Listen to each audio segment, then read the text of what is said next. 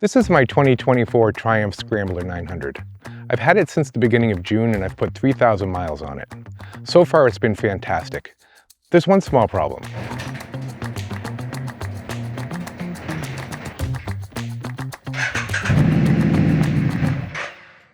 It doesn't start.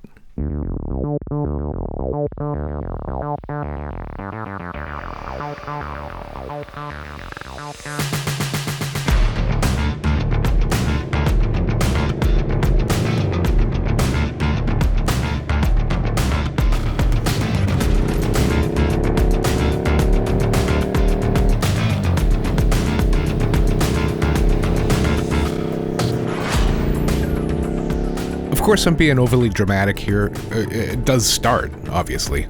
It just doesn't start on the first try, in the morning, when it's cold. And when I say cold, I mean it's, in the 60s or 70s here in Portland, Oregon.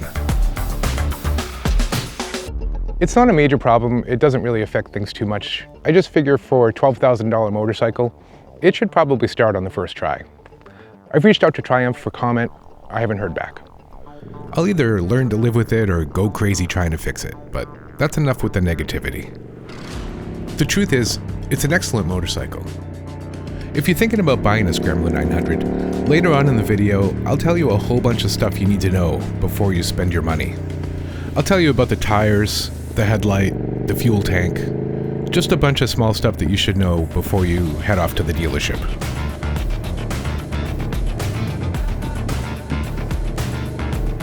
I think this bike is fantastic. I think it's great for just about anyone. An older rider, a beginner rider, someone who's looking to do some adventuring, someone who's looking to do a little bit of off-road, someone who just wants to hit the twisties on a Sunday afternoon. This bike is perfect for just about anything. The Scrambler 900 is a 900cc water-cooled parallel twin. It puts out horsepower. I don't know how much, I don't care. It's enough. It's got torque. It's got plenty of torque. This is one of those kind of bikes that the numbers don't really matter all that much. It's more about the experience than the performance. I traded my 1200cc T120 for this. In the process, I gave up a gear. This is a 5-speed bike as opposed to a 6-speed like the T120. I said it in my initial review and I'll say it again.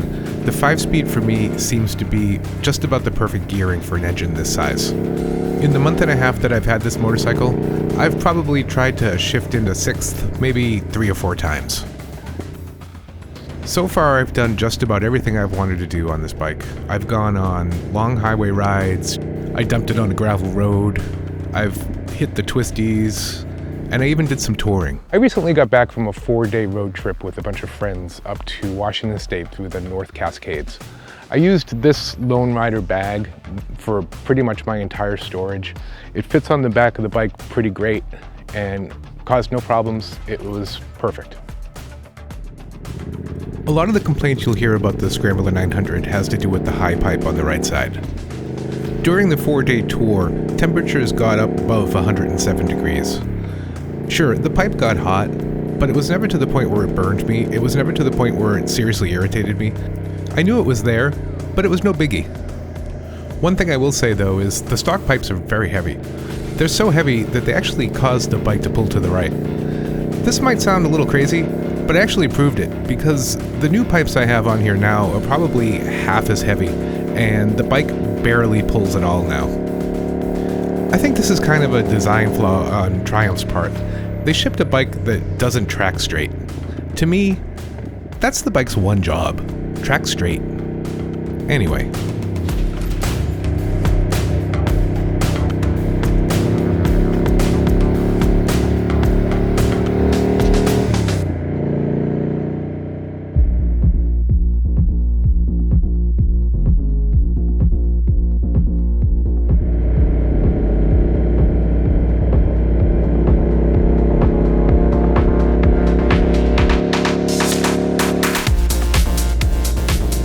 This is the point in the video when the nerdy Triumph fanboy makes an appearance.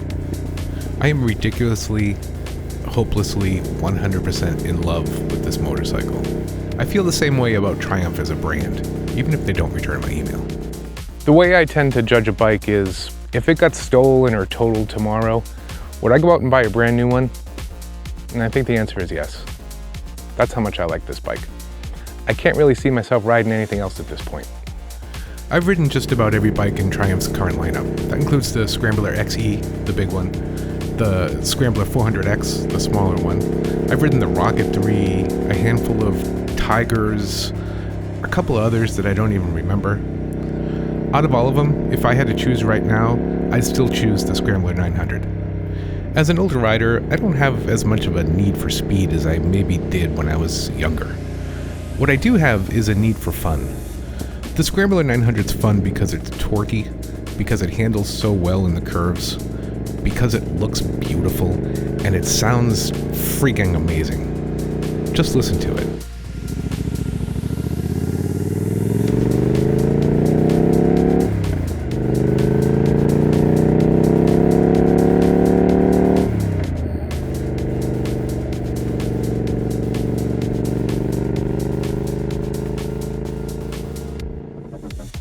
Earlier this week, I installed these British Customs shotgun/cut pipes. They're slip-ons, they don't cost too much, they're easy to install. They make the bike sound like a hot riot. It's something. I don't think they're obnoxiously loud. They're pretty loud. I do wear earplugs now when I'm going long distances just to, you know, keep the hearing. But they sound amazing. They bring the bike to life. They definitely add a little bit of performance, or it could just be up in my noggin. I don't know. They're fantastic. I love them. They're staying.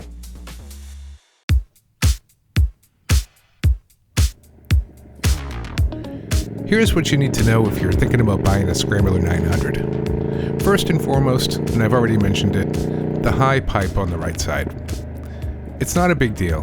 Don't worry too much about it. Go take a test drive. If it bothers you, it bothers you. Chances are it won't. It gets warm. It doesn't get to the point where you're gonna burn your leg off. You'll be fine. If there's two things that I could change, first would be the tubed tires. I would swap them out for tubeless. Tubed tires are, for the most part, terrible. The second thing I would change is the size of the fuel tank.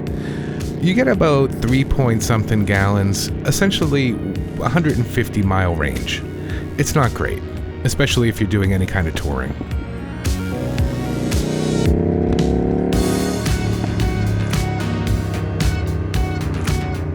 The Scrambler 900 doesn't ship with a center stand. This might not seem like such a big deal until it comes time to clean your chain or fix a flat tire. Adding a center stand isn't cheap. It kinda junks up the look of the bike slightly, adds weight, but for me, it's a must-have. Speaking of must-haves, another thing you should probably know is that the Scrambler 900 doesn't have as many aftermarket parts available for it as, say, a 1200 XE or other bikes in the Triumph line. I'm not exactly sure why this is. Maybe it's just not as popular of a bike as I think it should be, but just know that going in, you're not going to have as many choices as you would if you picked a different bike. You should know that the Scrambler 900 doesn't ship with an LED headlight. It's not a big deal. It's just not as bright as you would find on a bike that had an LED headlight. It's also a little bit on the yellow side. I have to say that it kind of complements the bike in my eyes, especially since my bike is already yellow. It's a win-win for me.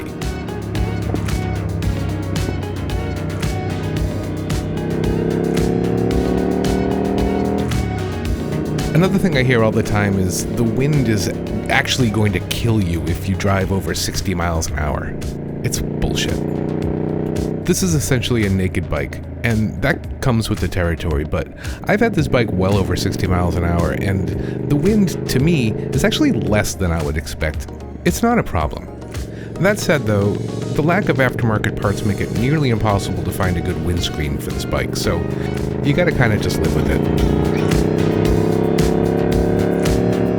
The Scrambler 900 is sexy as hell, so get used to people stopping you and asking you what kind of bike is that, and how old is that thing, and stuff like that. And if you put the aftermarket slip-ons on, they'll say, "What the hell is that noise?"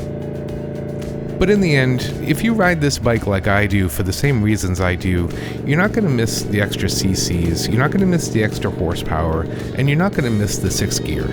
Everything you gain is worth any of those trade-offs, including the small fuel tank, the tubed tires, and whatever else. If you can get this bike started in the morning, you're going to have one hell of a day. I'm kidding. I'm kidding.